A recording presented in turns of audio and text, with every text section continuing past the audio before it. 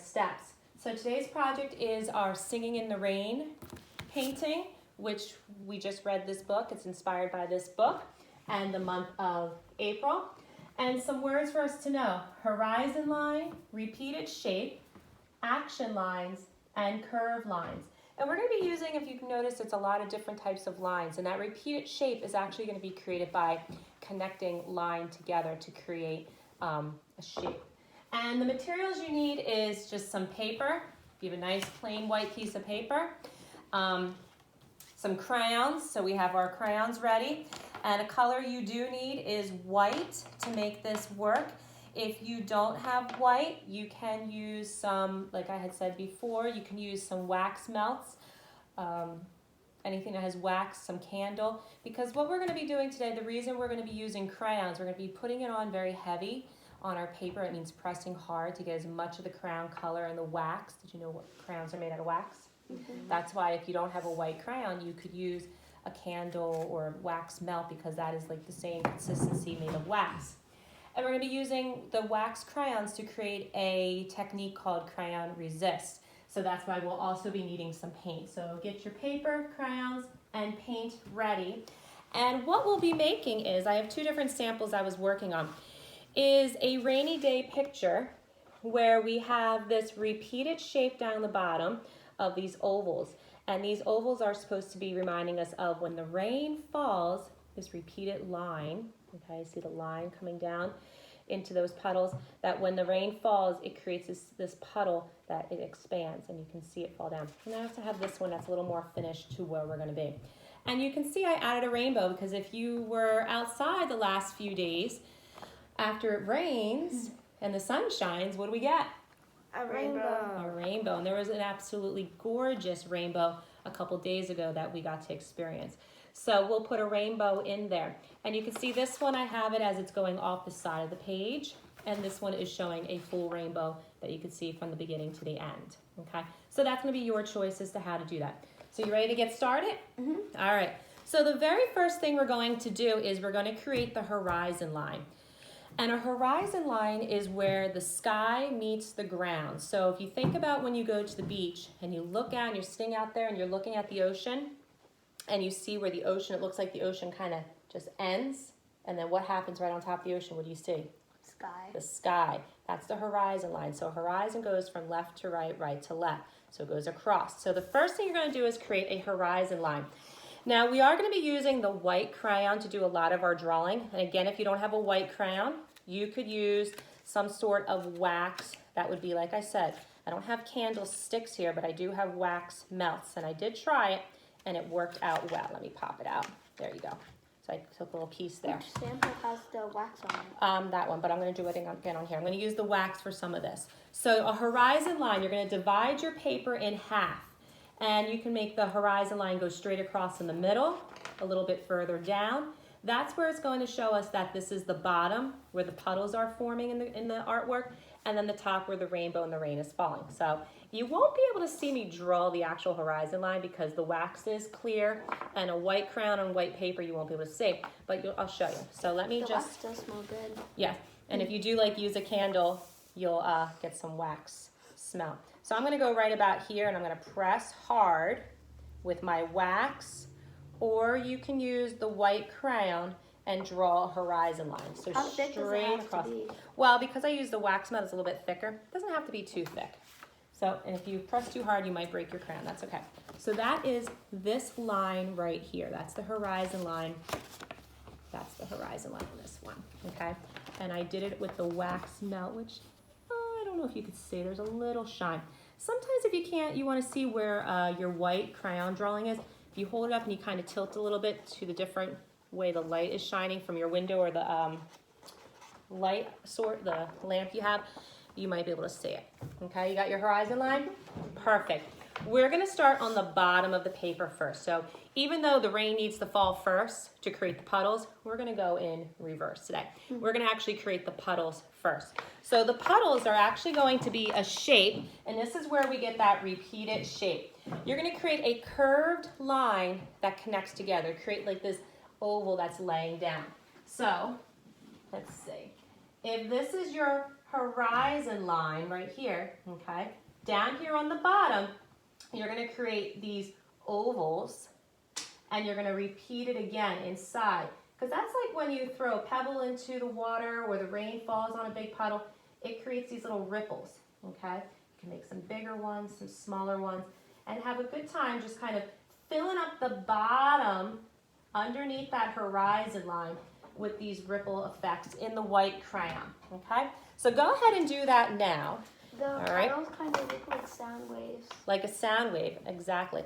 So go ahead and do that now and create, I know I took your crown for a second.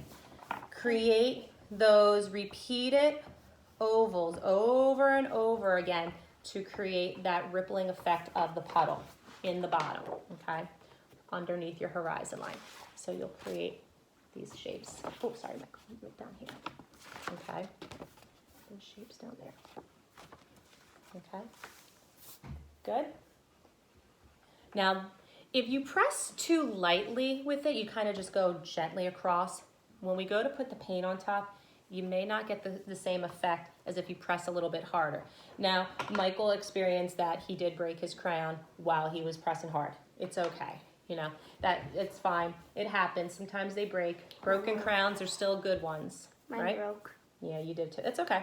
All right. So on that bottom of your horizon line, those repeated ovals, okay, to create that rippling effect. Good? Mm-hmm. Awesome.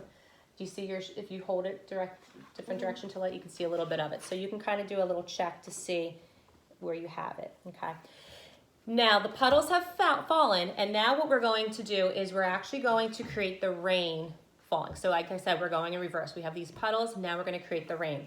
I like to create the rain going from the bottom up. Now the reason I like to do that is the puddles you just created, those rippling effects, in the very middle of that ripple where you have that center circle, that's where that raindrop fell. It went boop, fell, and then it kind of ripples out. So we want to take from, and I'm going to do it here on the board so you can see what I mean, and we're actually going to be going all the way up to the top of the paper now. So if these are my ripples here that I did, I'm now going to start with my white crayon or your wax, whatever you're using, and I'm going to do a little line that goes up, little dashed lines. So then it looks like the rain has fallen down into those puddles. It's kind of like the lines on the road. Like the lines on the road, right. Okay, so you're going to do that. Press hard again, okay? You may overlap. See, I went over it a little bit. Sorry, I got a little glare there. Went over it a little bit, that's okay. You can add more. They don't have to just be where the ripples are, because rain, when it falls, it really falls. And if you experienced the rain the last few days, it was really falling. Just like yesterday. Yes. Okay, so those little dash marks going from the bottom of your ripples to the top.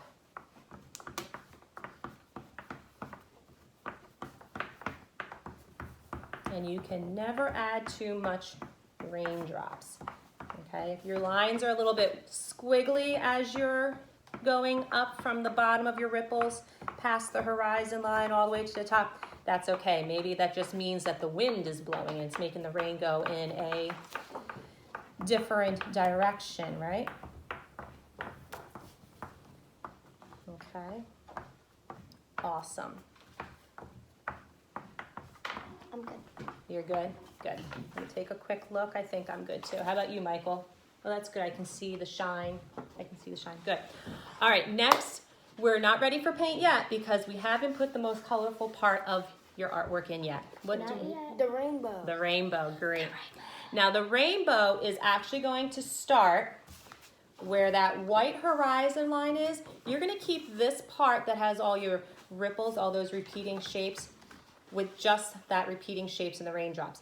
Your rainbow is going to start right where the horizon is. You can either go so it goes off to paper, so it looks like more to the imagination of what's happening over here, just like this one, or you could choose to do it where it goes this way, that it goes throughout the whole paper, okay?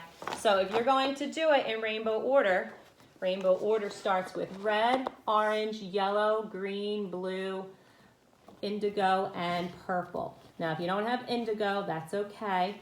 You can just do the 6 colors. But sometimes if you get these boxes of crayons The indigo looks a lot like, oh, I had these all. I'm just using this one as indigo. Well, yeah, this one actually says indigo. So you might have a Crayola crayon that says indigo. Sorry. This is periwinkle. Okay. All right, so go ahead and do your rainbow. Remember, it's going to start where that horizon line is. So this is the horizon line. So you're going to start your arcs here with your rainbow, okay?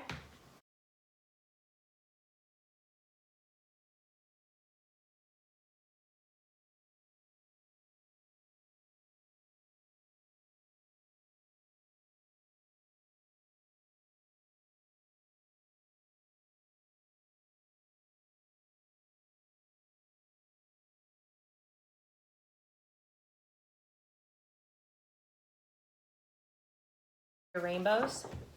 Very nice. They both decide to go off the page a little bit, which is wonderful. And you can see they went right to where that horizon line is. So it'll be really nice when we go paint it right now. What we're going to do now is you're going to use watercolor paints, and we're going to use the blue.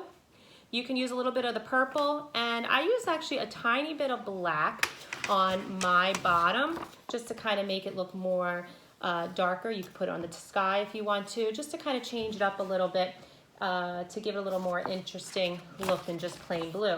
Now you can do that too. You can do just plain blue, or you can add a little bit of the purples and the blacks to it also. So what you're going to do is, and can I borrow yours for a second, Michael? Mm-hmm. You're gonna just kind of start painting with your watercolor paints. If it's a little too dark, you can always just take a little bit of water and add it to your color right on top of your paper. Paint right over, and you'll see some magical things happening with those repeated circles that you made, or ovals that you made for the rippling effect of the puddles, and your rain lines coming down, those action lines, the rain falling and hitting into that puddles and spreading it. You're gonna see that magic happen with that white crayon or the wax that you use and now putting the paint over it. When you go to paint over your rainbow, or around, I would paint around your rainbow. So go right up to that purple, right up to the red, or whatever order you did. If you paint over top of it and you didn't put the crayon on too heavy, you might make these fabulous colors disappear a little bit. So I would go right around the edge. So go ahead and do that. But rainbows aren't always you can go ahead and as vibrant. Sometimes they're not, but we want to make our picture, oh, I'm sorry, I took your water cup. You want to make our picture as vibrant as possible on these days. Here, let's get you set up. Okay, so now while they're working, I'm going to just show you a little bit of what I did here. And you just saw, as you were waiting for us to finish up with our rainbow, the time lapse of what we were doing to create the one picture. Okay, so you can see that the color, the paint is kind of moving away from that crayon. So crayons. Same for me. Good, and now you did it right. The crayons, the wax of it, and the paint do not really work well together. They work well to make beautiful artwork, but the paint likes to kind of rub right off of it. It likes to smooth away from it. So you'll see if you pressed hard enough with that white or with the wax that you were able to create those lines, that those will be revealing. So it's kind of magical. It's like a little magical message with your artwork, okay? Now, while Madison and Michael are still working on these, I'm gonna show you the next step so you friends can get right to work, okay? So on this one, you can see I added some clouds. What I did was I took some scrap white paper and I ripped it into different shaped pieces. And you wanna rip, you can see this had a nice edge to it. You wanna rip all the way around so you get that kind of nice textured edging when you rip it. It makes it look a little fluffier like clouds. And what you can do is, if you'd like, you can take some glue sticks or some Elmer's glue and you can glue it on the top so you have the clouds kind of on top of your artwork. It gives it a nice little extra pop too with that bright white of the clouds. And a really nice thing that you can do also, if you have a printer or someone has a camera and they can get a picture developed for you, you can get a picture of yourself outside. This morning I put on my rain boots and held my umbrella and pose, and I made sure my feet were both being able to be seen. And what you can do is take that picture that you did, have an adult help cut that out for you so it's nice and clean around the edges, and you can actually put yourself into your artwork.